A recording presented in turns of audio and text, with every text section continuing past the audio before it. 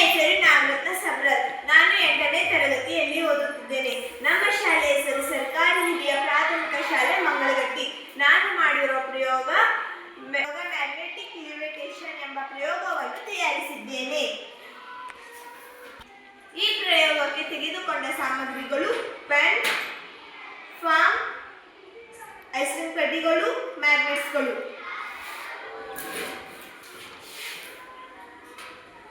ಈ ಕ್ರಿಯೆಯಲ್ಲಿ ಪೆನ್ ಗಾಳಿಯಲ್ಲಿ ತೇಲಿದಂತೆ ಕಾಣುತ್ತದೆ. ಪೆನ್ನಿನ ಎರಡೂ ತುದಿಗಳ ಬಳಿ ಫಾರ್ಮ್ ಮತ್ತು ಫಾರ್ಮ್ ಬೇಸ್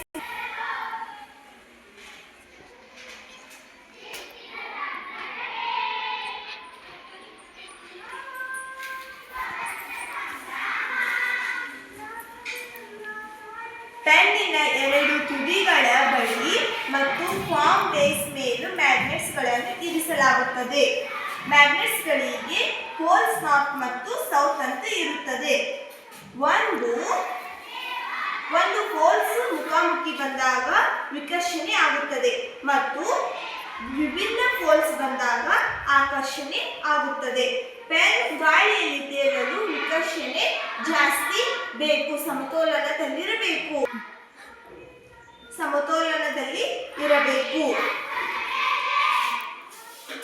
ಮುಂದೆ ಇರುವ ಮ್ಯಾಗ್ನೆಟ್ಸ್ಗಳು ಇಲ್ಲೊಂದು ಬದಲಾವಣೆಯನ್ನು ಈ ಪ್ರಯೋಗದಲ್ಲಿ ಬದಲಾವಣೆಯನ್ನು ಮಾಡಿ ತೋರಿಸುತ್ತೇನೆ.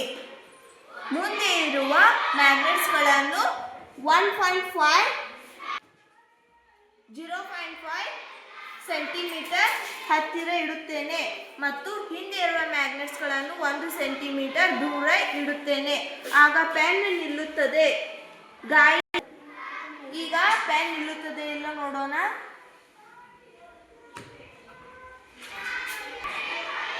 ಪೆನ್ ಈಗ ಗಾಳಿಯಲ್ಲಿ ತೇಲುತ್ತದೆ. ಅದೇ ರೀತಿಯಾಗಿ ಮುಂದಿರುವ ಮ್ಯಾಗ್ನೆಟ್ಸ್ಗಳನ್ನು 1 ಸೆಂಟಿಮೀಟರ್ ದೂರ ಇಡುತ್ತೇನೆ. ಹಾಗೆ ಹಿಂದೆ ಇರುವ ಮ್ಯಾಗ್ನೆಟ್ಸ್ಗಳನ್ನು 0.5 ಸೆಂಟಿಮೀಟರ್ ಹತ್ತಿರ ಇಡುತ್ತೇನೆ. ಆಗ ಪೆನ್ ತೇಲುತ್ತದೆ ಇಲ್ಲ ನೋಡೋಣ.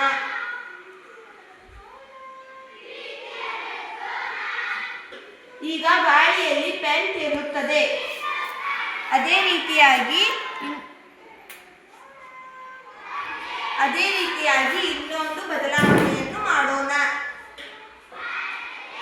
ಈ ಫಾರ್ಮ್ ಮೇಲೆ ಎರಡೆರಡು ಮ್ಯಾಗ್ನೆಟ್ಸ್ಗಳನ್ನು ಇಟ್ಟಿದ್ದೇನೆ. ಮುಂದೆ ಇರುವ ಮ್ಯಾಗ್ನೆಟ್ಸ್ಗಳನ್ನು ಸ್ವಲ್ಪ ಹತ್ತಿರ ಇಡುತ್ತೇನೆ, ಹಿಂದೆ ಇರುವ ಮ್ಯಾಗ್ನೆಟ್ಸ್ಗಳನ್ನು ಸ್ವಲ್ಪ ದೂರ ಇಡುತ್ತೇನೆ. ಆಗ ಪೆನ್ ನಿಲ್ಲುತ್ತದೆ ಇಲ್ಲ ನೋಡೋಣ. ಇನ್ನೊಂದು ಮ್ಯಾಗ್ನೆಟ್ಸ್ ಹಾಕಬೇಕು.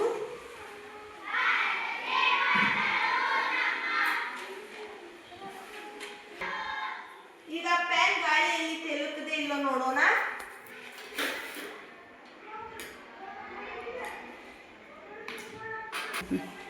ಇದು ಈಗ ಗಾಳಿಯಲ್ಲಿ ತೇಲುತ್ತದೆ.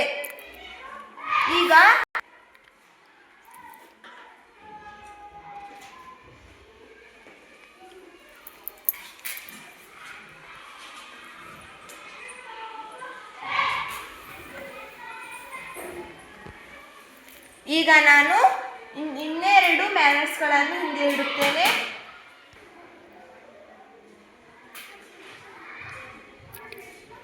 ಇಲ್ಲಿ ಇನ್ನೆರಡು ಮ್ಯಾಗ್ನೆಟ್ಸ್ಗಳನ್ನು ಹಾಕೋಣ.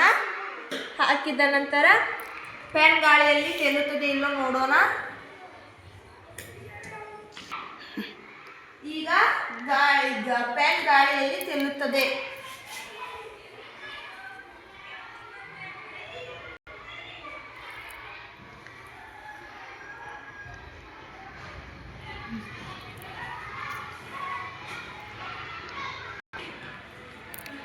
ಫೋಮ್ ಮೇಲಿರುವ ಮ್ಯಾಗ್ನೆಟ್ಸ್ಗಳ ಸಂಖ್ಯೆ ಜಾಸ್ತಿ ಆದರೂ ಕೂಡ ವಿಕರ್ಷಣೆ ಬಹಳ ಜಾಸ್ತಿ ಆಗುತ್ತದೆ.